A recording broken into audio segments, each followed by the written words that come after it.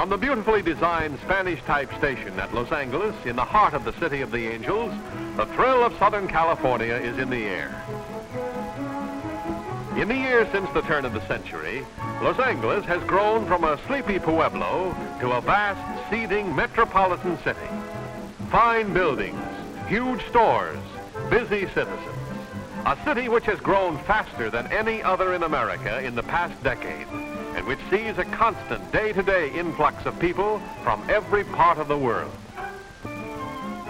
A proud monument to the development of Los Angeles is its splendid City Hall, towering over its domain in classic lines of beauty. One of the most interesting aspects of Hollywood is the motion picture industry. This vast empire is also a potent factor in the economic life of Southern California. Its studios employ thousands of workers. Too, the picture industry is a powerful influence in attracting tourists to Southern California. Each year, Southern California enjoys the presence of thousands of people from every part of the world, drawn by the magic fascination of the motion picture industry. Land of sunshine and happiness, proudly and happily served by Santa Fe.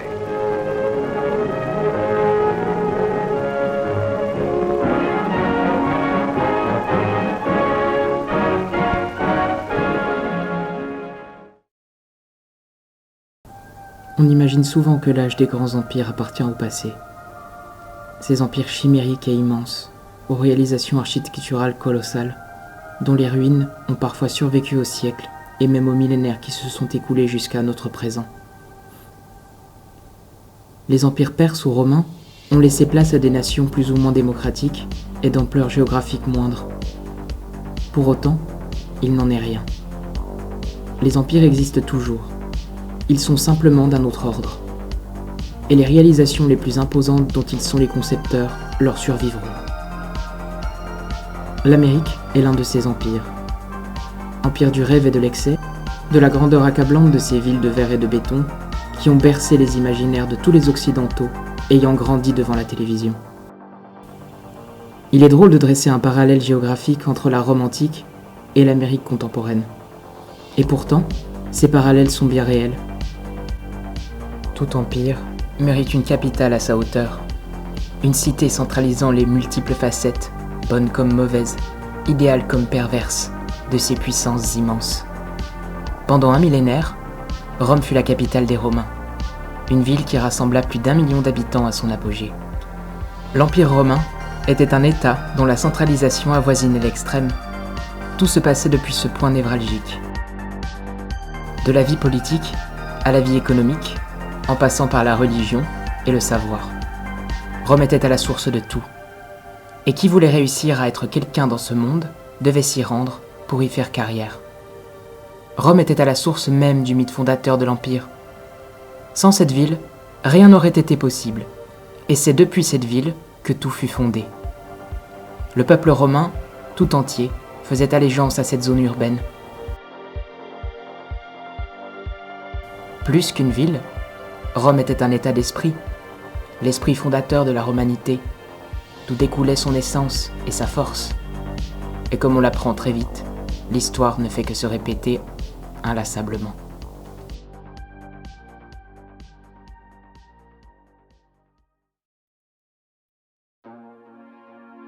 L'Empire américain ne possède pas la macrocéphalie étouffante de l'Empire romain.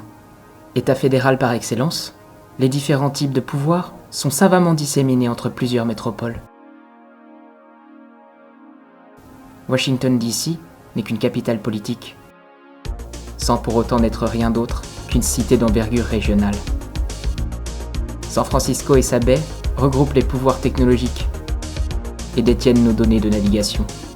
New York est la plus grande ville, le cœur économique battant de l'Empire. La ville est le parfait contre-exemple urbain confirmant la règle. Ici, on marche, on prend le train, et on entasse le savoir dans de gigantesques musées. Pour autant, la ville qui ne dort jamais n'est pas le centre de l'Empire. Si New York en est la porte d'entrée, c'est bien Los Angeles qui en serait la clé. Los Angeles est une ville étrange. Peut-on seulement la nommer ainsi ? D'un simple village colonial espagnol en 1751, Los Angeles prospère alors qu'elle n'aurait jamais dû. La ville est assise sur du pétrole et sur une terre fertile. La ruée vers l'or de 1849, puis le chemin de fer, lui feront définitivement perdre ses allures de hameau. Les habitants choisissant de s'y installer sont majoritairement des puritains protestants venus de l'Est. Cherchant à vivre en ville, mais tout en étant proche de la nature, alors encore vierge, qui entoure la ville. Cette mentalité va ancrer, puis piéger Los Angeles, dans la base qui régit encore son fonctionnement de nos jours. Aucun centre et peu de densité. Mais c'est avec la naissance de Hollywood et de son industrie cinématographique que la ville va vraiment emprunter le chemin du succès. À partir de 1910, le hameau agricole de Hollywood va se transformer en mecque du cinéma américain, puis mondial. La ville va alors attirer toutes sortes de populations, en masse, et s'agrandir de façon démesurée. Los Angeles n'est pas une ville, c'est une zone urbaine. On ne peut pas la qualifier en tant qu'entité unie, car elle ne possède aucune unité, mis à part la continuité de son bâti. À Los Angeles, il n'y a ni banlieue, ni centre, mais plutôt une vaste suite de zones résidentielles, de freeways et de centres de quartier, créant ainsi une chimère urbaine aux multiples pôles. Mais ce ne fut pas toujours le cas. Jusqu'à l'arrivée de l'automobile de masse, dans les années 40, la ville s'articulait plus ou moins grossièrement autour de son downtown, joyau architectural, composé de quartiers denses aux bâtiments victoriens, mélangeant style espagnol et londonien. La ville où l'on ne marche jamais possédait alors le plus vaste réseau de tramways rapides au monde.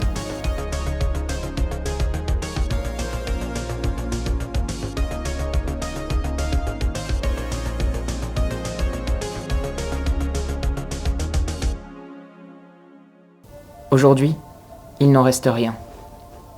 Ni du downtown originel, saccagé sans ménagement par les échangeurs des freeways et par le modernisme immonde des années 1950-60, ni du réseau de tramway, racheté puis détruit par le lobby automobile, qui lui préférera un réseau tentaculaire de voies rapides. Cette mutation automobile acheva de transformer la Cité des Anges en une vaste tache urbaine incohérente. De nos jours, Los Angeles est une aire métropolitaine de 18 millions d'habitants, répartie sur une superficie de 88 000 km², dont 44 000 sont urbanisés. Los Angeles a donc une superficie supérieure à celle d'un pays comme la Suisse. Devant cet océan irréel et infini de maisons individuelles et d'immeubles bas sans nul autre pareil sur Terre, toute tentative d'ordination paraît vaine. Sur des centaines de kilomètres, rien ne vient couper le tissu urbain. De l'aéroport aux montagnes de Hollywood, tout est cerné de ville. Los Angeles est un autre univers, un univers sans limite, qui, tel la map d'un jeu vidéo erroné, se répète encore et encore, inlassablement. Un univers qui concentrerait tout ce que l'Amérique a créé de pire. Son étalement urbain sans fin, encouragé par la présence d'un véritable réseau autoroutier métropolitain, font d'elle l'exemple même de la ville américaine, poussée à l'extrême de son modèle. Son centre-ville, minuscule en comparaison de sa taille, est dépeuplé et concentre la misère dans des proportions hors normes. Son métro est peu étendu en comparaison de sa taille, mais de toute façon, personne ne le prend. La ville est si grande qu'il peut pleuvoir à une extrémité de celle-ci et faire parfaitement beau à une autre. Tout empire mérite sa capitale, et si l'Amérique devait vraiment en posséder une, il s'agirait de Los Angeles. En plus d'incarner la ville américaine dans son expression la plus folle, elle est aussi la capitale du divertissement à l'échelle du monde. Hollywood nous envoie ses films et ses chansons, ses stars et ses icônes, que nous déifions tous, à la manière des dieux d'une Olympe moderne et décadente. Nous suivons leurs tribulations, leurs légendes et leurs chutes, sans nous émouvoir pour autant, car ils n'incarnent aucune réalité ancrée dans notre monde. La plupart des films que nous avons regardés dans notre existence ont été tournés à Los Angeles, mais très peu nous montrent à quoi ressemble cette ville si particulière. Los Angeles est l'autre côté du miroir. Partout présente, on ne la voit pourtant jamais vraiment. Elle ne nous montre que ce qu'elle souhaite nous montrer. Les plages de Malibu, les lettres inscrites sur sa colline. C'est une ville caméléon, changeant d'aspect en fonction du film et du studio où l'on se situe. Tantôt anonymisée en une grande ville quelconque, tantôt glorifiée, c'est une ville prismatique, aux facettes aussi variées que ses quartiers. Tout comme on ne peut pas l'appréhender d'un seul coup d'œil, de par son immensité, on ne visite jamais deux fois la même version de la ville. Los Angeles, à l'image de Rome, incarne l'essence de son empire. La lumière du mythe américain est émise depuis ses phares. L'Amérique étant l'empire du rêve et de l'image, la Cité des Anges est en ce sens son parfait centre d'équilibre. Et si les films représentent le côté visible de LA, son mirage argenté, ses stars partant de rien, ses apparences tapageuses, la réalité est tout autre. Tel un décor cachant son abîme, cette facette cache une ville faite de tristesse et de misère, de rêves anéantis et de zones urbaines sans charme aucun. Los Angeles n'est qu'un mirage, à l'image du pays qu'elle tente de mettre en scène encore et encore. Et si l'Amérique est avant tout un pays de mythes, Los Angeles n'a jamais cessé de nous raconter son histoire, sans jamais s'arrêter.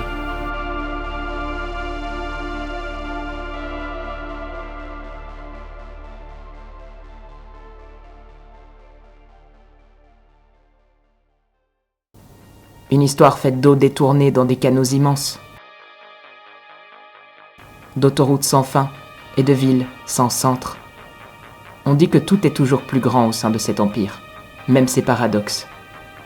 Comme le dit le metteur en scène du plus grand film traitant de Los Angeles, Mulholland Drive, il ne faut pas jouer pour de vrai, tant que cela ne devient pas vrai. Et pourtant, on ne peut s'en empêcher. La machine à rêve fonctionne, et malgré ses travers, ce continent restera toujours le plus grand rêve qui soit.